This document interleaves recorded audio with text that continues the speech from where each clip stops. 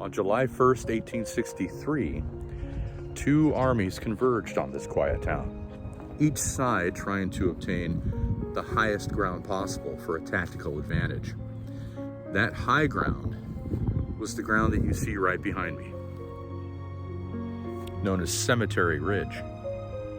As many as 51,000 soldiers died during the three-day Battle of Gettysburg. But it wasn't just the soldiers who perished. There is a civilian. For those of you who know the story of Gettysburg, you know her well. Her name is Mary Virginia Wade, known affectionately to everybody in the Gettysburg area as Jennie.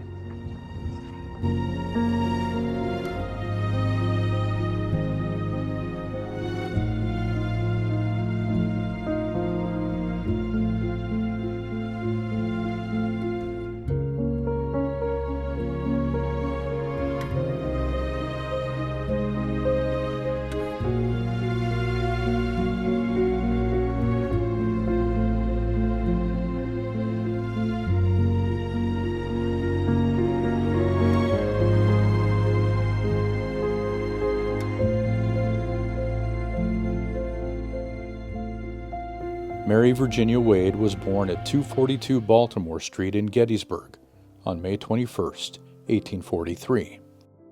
She was one of 6 children to James Wade and Mary Ann Philby. Her father was a tailor by trade but was often absent, so to help make ends meet, Jennie began working with her mother as a seamstress. The Gettysburg Municipal Building was at one time known as the High Street Jail. Between 1838 and 1850, this building was a second home to Jennie's father. Most of his crimes were related to assault and battery. But by 1860, James was out of jail and living at the Adams County Almshouse. He was listed as insane. Needing a new place to live, Jennie's mother managed to scrape up enough money to purchase a small parcel of land at 51 Breckenridge Street. This is the house that the Wade family lived in when the war came to Gettysburg. Jennie and the rest of the family worked hard to repair their image. They attended church regularly, and in 1862, Jennie was confirmed at St. James Lutheran Church on York Street. Historians believe Jennie became engaged to her childhood friend Jack Skelly before the war. There was no official announcement, and they weren't able to tie the knot before Jack enlisted in the 87th Pennsylvania Infantry. Jennie carried a photo of Jack in her pocket. If she couldn't be with him in person, she wanted his image with her at all times. Jack Skelly was wounded 2 weeks earlier in the Battle of Winchester. He died from his injuries on July 12, 1863, unaware that Jennie died 9 days earlier. In 1862, Jennie's sister Georgia married John Lewis McClellan. The couple made their home on the outskirts of Gettysburg in a 2-story red brick duplex located at 548 Baltimore Street. Unfortunately, newlywed life was soon disrupted by the war. Georgia's husband enlisted in the Pennsylvania Infantry and was not at Gettysburg during the battle. He was also not present for the birth of their first child on June 26, 1863, 4 days before General John Buford's Union cavalry rode into Gettysburg. Jennie and her mother moved in with Georgia to help take care of her and her newborn child. This was also the perfect opportunity to flee the house on Breckenridge Street, as downtown Gettysburg was now in the hands of the Confederates. The family opened their duplex to Union soldiers in need of care. Jennie stationed herself outside the home, offering food and water to Union soldiers as they retreated from the town. But the house was not immune to the violence outside. Bullets rained down on the house, and one even pierced the window, hitting the bedpost where Georgia was lying with her newborn son.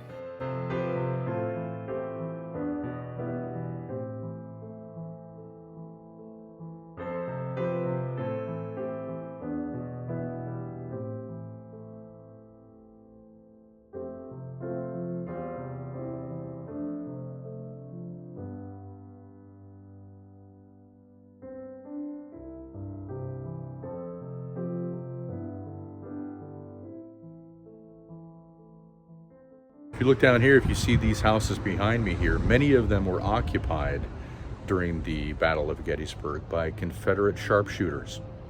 And they were shooting towards the Jennie Wade house. And one fatal shot took its mark. On the morning of July 3rd, Jennie was up early. She was in the kitchen kneading dough to make bread and biscuits for the soldiers. A selfless act that would prove to be her last.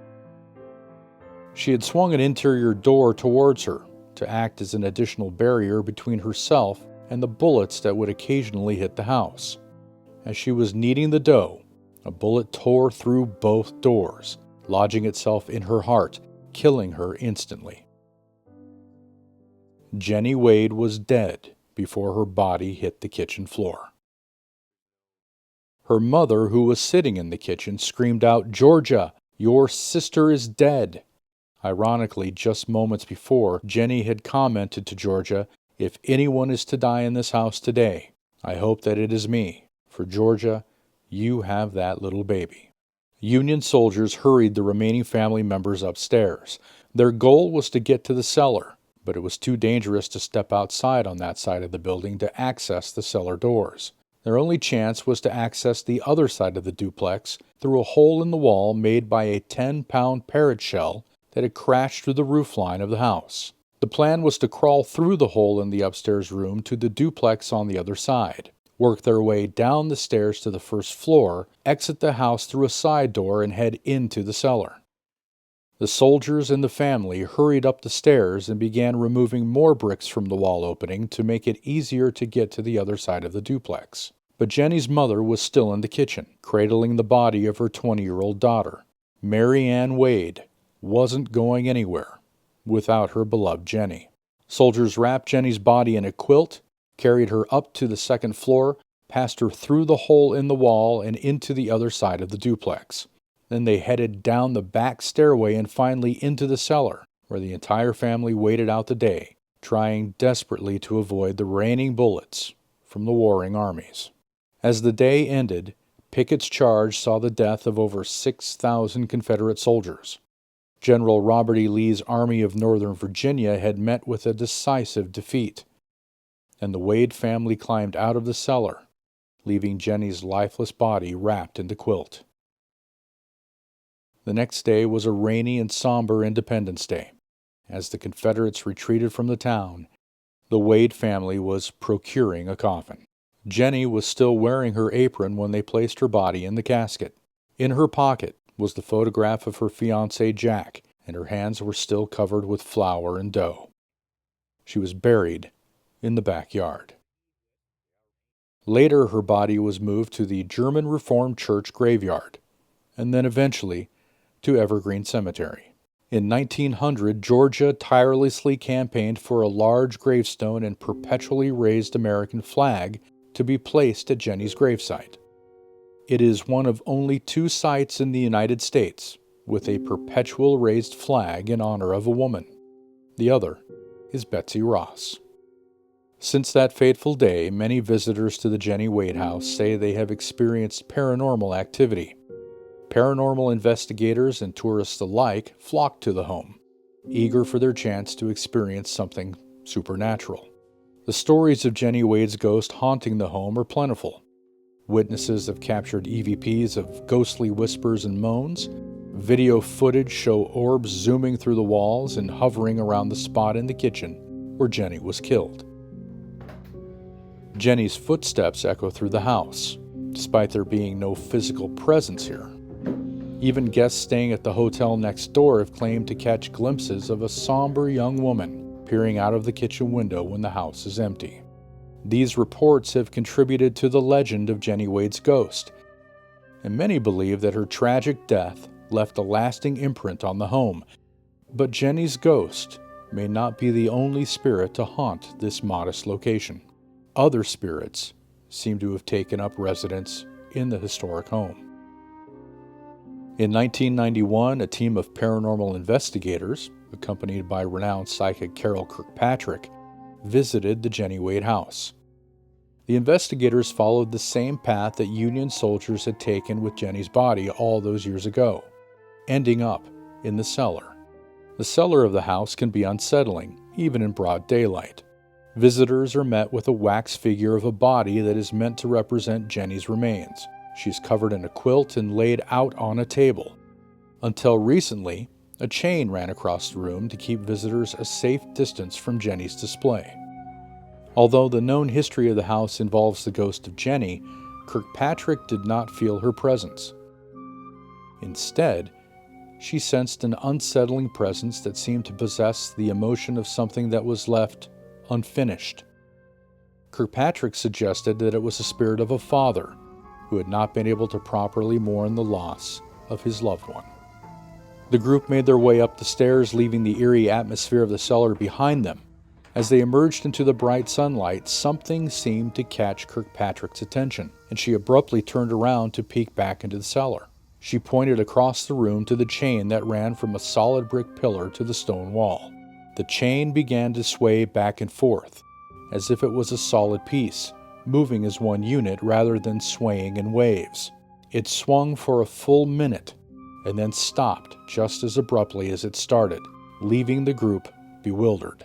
Kirkpatrick had a feeling that the presence in the cellar was Jennie's father, trying to communicate something to them, something left undone. Kirkpatrick did not know the full story of James Wade, or that he had been incarcerated at the time of his daughter's death.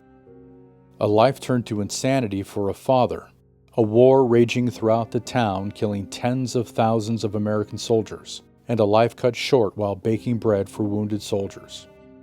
All lend to the ghostly imprints that haunt the Jennie Wade house in Gettysburg, Pennsylvania. But are these imprints residual or intelligent haunts? Or are they haunts at all? I'll let you decide. If the Jennie Wade house does have ghostly haunts to discover, it's best if you explore those haunts in the historic building for yourself. You can get tickets to tour the house at the Jennie Wade Museum right next to the house, or you can also find them on GettysburgBattlefieldTours.com. Thank you for watching, everybody. We'll see you next time as we explore more curious history. Take care.